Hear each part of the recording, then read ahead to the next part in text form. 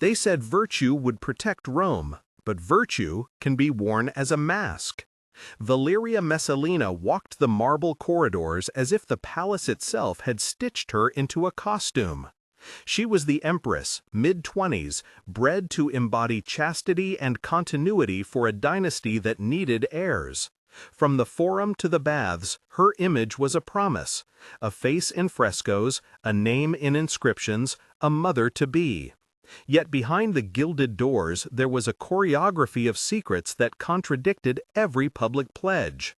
The scent of oil and perfumed wool filled the chambers, while servants smoothed velvet and wine pooled in crystal.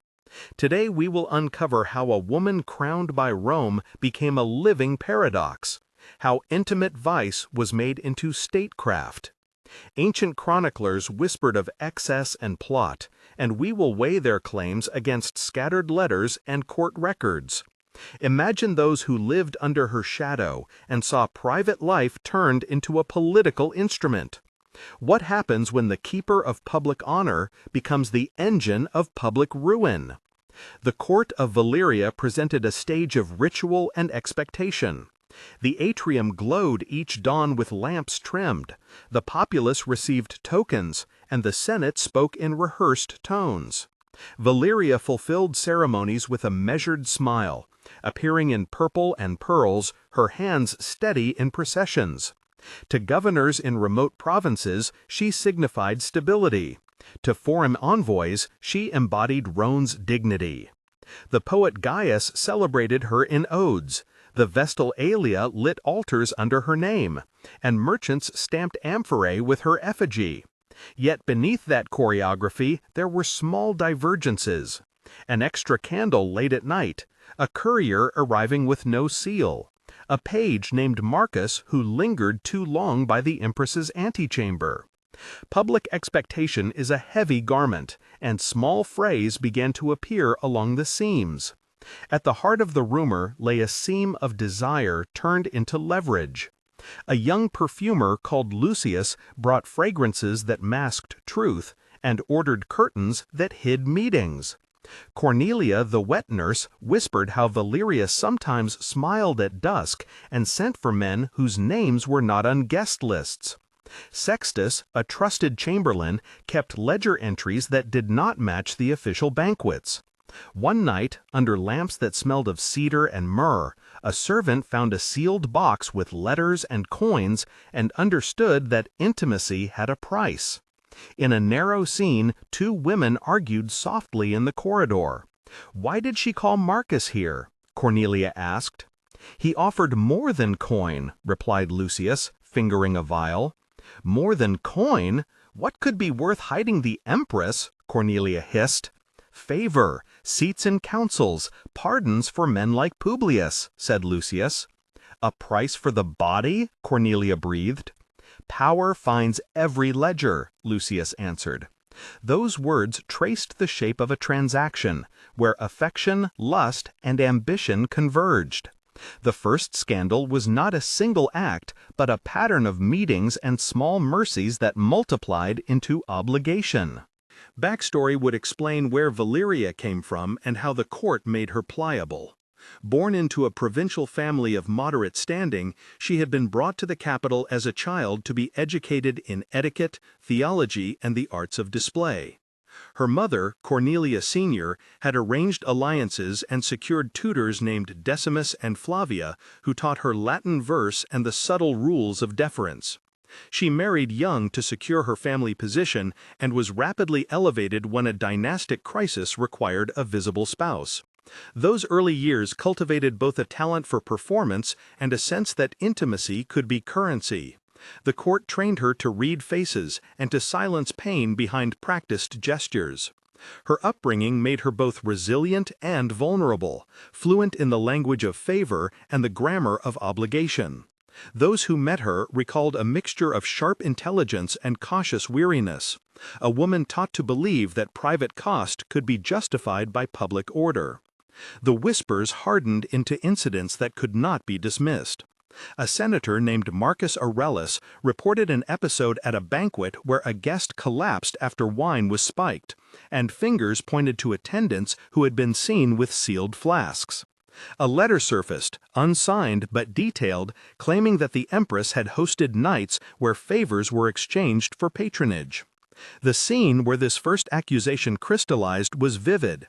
The marble bite of cold underfoot, the metallic tang of spilled wine, the muffled laughter behind tapestry, the paper smell of a burned memo found in an ash bucket. There was a dialogue the morning after a raid on a private chamber. "Who ordered the guests removed?" asked Consul Gaius, voice flat. "It was the imperial seal, sir," replied Sextus, adjusting his robes. "Your hands knew the seal," Gaius said sharply. "They obeyed instructions," Sextus insisted. "From whom?" Gaius pressed. "From the empress's inner circle," Sextus admitted. "Then produce names," Gaius demanded. "I named Lucius and Publius to the prefect," Sextus answered, voice small. 3 courtiers protested, 3 maidservants testified, and the first document, a scorched note mentioning a payment to a provincial commander, was produced. 2 watchers remembered nights where laughter curdled into silence when Valyria entered the room. Each sensory detail narrowed suspicion into accusation. What followed was escalation and spectacle. Valyria learned to weaponize expectation by staging entertainments that mixed religion with spectacle and devotion with rumor. Banquets became panels where a whispered indiscretion could be amplified into a public verdict. The empress presided over festivals where silk banners masked back rooms and masked guests testified to favors traded beneath the feast. In one ceremony, the chorus sang, and incense formed a curtain that hid a procession of named supplicants: Senator Marcus, General Publius, Merchant Aemilius, Prefect Decimus, and Poet Gaius. Inside the palace, gifts arrived: rings, seals, letters pledging votes and appointments. The dialogues at these events multiplied. "Will you secure my son a province?" a guest asked. "It is within reach," Valyria replied, touching his sleeve. "And what does it cost?" the guest asked, eyes gleaming. "Trust," Valyria said softly. "Trust is bought and sold," the guest returned. "Then sell it," she murmured. These exchanges turned private negotiation into public policy. The line between seduction and influence blurred. Senators were given favors, magistrates promoted, enemies quietly exiled. A network emerged. Lucius arranged meetings and kept lists. Sextus managed ledgers. Cornelia smuggled notes. Aelia, a minor priestess, authenticated rituals to shield encounters in pious language. Publius coordinated payments to provincial governors. This was not spontaneous depravity, but an apparatus. The machine of corruption had gears and protocols. Meetings followed a pattern: an invitation, a private chamber booked under pretext of devotion, a gift exchanged, a written promise stored in a coded ledger, and a repayment in the form of appointment or legal leniency. The steps were efficient and bureaucratic. One record fragment described how a coin marked with a small dot was used as a token to open a chest containing a petition. Another described how a phrase in a poem signaled a safe house. The technical aspects mattered because they allowed plausible deniability. Valyria surrounded herself with specialists in concealment. Sextus forged minutes. Lucius mixed potions that dulled memory. Decimus altered travel logs, and Flavia orchestrated alibis. The court learned to use the intimate as a legal instrument. Corruption was not only bribery, but ritualized exchange grafted into the fabric of governance. The impact on institutions was corrosive. The Senate hesitated. The Praetorian Guard, loyal to whoever paid their purse, began to split along lines of favor. Governors like Aulus and Brutus found their authority undermined by appointments made by whispered counsel, and provincial tax collectors reported strange reprieves. Chroniclers such as Tacitus and a lesser-known clerk named Marcellus recorded scandal in different tones. one accusing, one skeptical, but both noting a change. 5 senators openly criticized the empress, naming Gaius, Marcus, Aelius, Septimus, and Tertullus. 8 victims surfaced who claimed lost posts, including the general Publius and the merchant Emilius. The markets showed anxiety. Ships left with fewer cargoes, and letters from provinces complained of favoritism in grain contracts. The language of power shifted into a language of dependency and shame. Paranoia grew as loyalty eroded. In one tense episode, a small mutiny simmered among guards stationed at the gate. The first moment of tension came one twilight when a captain confronted a praetorian named Lucius, who had been paid by an outsider. "Why did you take foreign coin?" the captain demanded. "I held it for orders," Lucius said, fingers trembling. "Whose orders?" the captain asked. "From the inner circle," Lucius stammered. "Name them now," the captain barked. "I cannot," Lucius whispered. "You will," the captain insisted. The corridor smelled of sweat and oil, the torches sputtered, and a steel edge flashed in a hand. Soldiers shifted, silence thickened, and the threat of violence trembled in the air. The demand for names was a hinge. A second tension unfolded in the Senate, where a rumor of blackmail produced a near brawl. Senators stood, voices hoarse, manuscripts rustled like dry leaves, and the marble bench felt cold under palms. "Are we a republic or a stage?" Senator Aelius shouted. "We are a city of laws," answered Tertullus. "Not when favors make law," Aelius replied. "Then prove it," Tertullus challenged. "With what evidence?" Aelius countered. "With the ledgers," Tertullus said. They called for searches, subpoenas, and the palace responded with veiled threats. The tension was legal and physical, a split that foreshadowed rupture. The climax came in a public ceremony intended to cement Valyria's authority, but which instead exposed her network.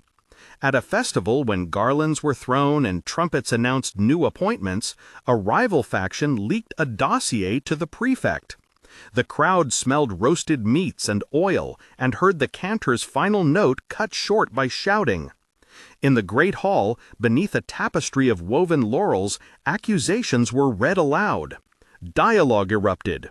"You cannot claim innocence," said Prefect Decimus, voice iron. "We only served Rome," Valyria answered, calm. "Serving Rome does not mean selling offices," Decimus pressed. "Then prove it," Tertullus challenged. "With what evidence?" Aelius countered. "With the ledgers," Tertullus said. They called for searches, subpoenas, and the palace responded with veiled threats. The tension was legal and physical, a split that foreshadowed rupture. The climax came in a public ceremony intended to cement Valyria's authority, but which instead exposed her network. At a festival when garlands were thrown and trumpets announced new appointments, a rival faction leaked a dossier to the prefect. The crowd smelled roasted meats and oil and heard the cantor's final note cut short by shouting. In the great hall, beneath a tapestry of woven laurels, accusations were read aloud. Dialogue erupted. "You cannot claim innocence," said Prefect Decimus, voice iron.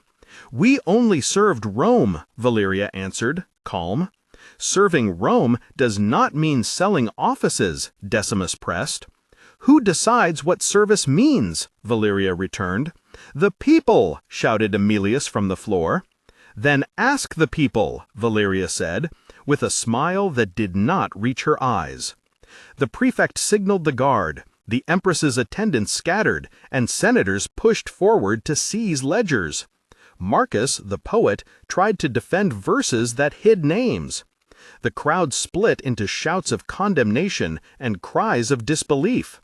That rupture ended in arrests and the reading of guilty evidence declaring that veiled favors had altered command structures and stolen civic trust. The aftermath was swift and symbolic. Valyria was stripped of her regalia in a ritual summary purge. Her likeness was chiseled from public monuments and her name erased from new decrees. The memory purge was physical and bureaucratic. Officials ordered the burning of tapestries that bore her monogram and demanded the surrender of private letters. Some courtiers fled, others were executed or exiled. The final moments included a short trial in which statements were read and she was allowed one last speech. "I wore the role you gave me," she said, voice small. "You wore more than a role," answered Consul Gaius. "Tell them to remember the law," Gaius added. She was led away through a hallway that smelled of ash and wet wool. Statues that once bore her face were overturned. 1 month later, the city had begun to recompose itself. Shops that traded in luxury goods saw a slight decline. The Senate reinstated some officials and banned certain forms of private audience. Voices in the market whispered that the empire had reclaimed a measure of dignity. 3 months later, several provincial appointments were rescinded, and a new legal code tightened rules about gifts and audiences with the imperial household. The Praetorian Guard received orders to rotate their captains to prevent patronage.